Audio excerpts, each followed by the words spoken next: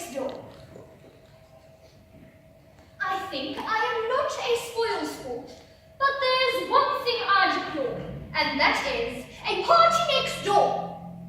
I am by nature very fond of everybody, even my neighbours, and I think it is only right that they should enjoy some kind of diversion after their labours.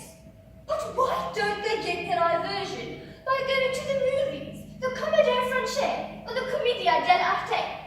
Why do they always have to be giving a party? You think you may have heard a noise because you have heard an avalanche or the subway's glorious roar, but you have never really heard anything until you have heard a party next door.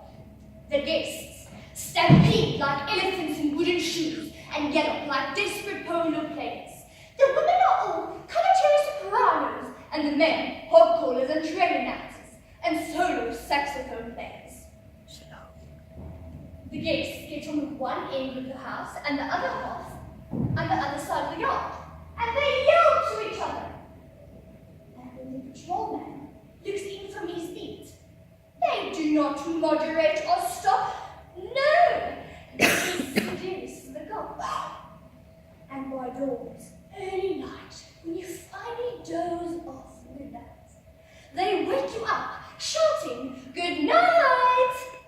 Whether it consists of a few old ladies dropping in for a game of bridge, or a few relatives getting really sort of out of the bonds like, that's just what a party next door always sounds like.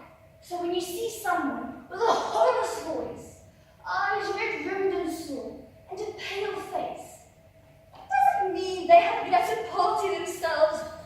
No, it probably means they have experienced a party next door.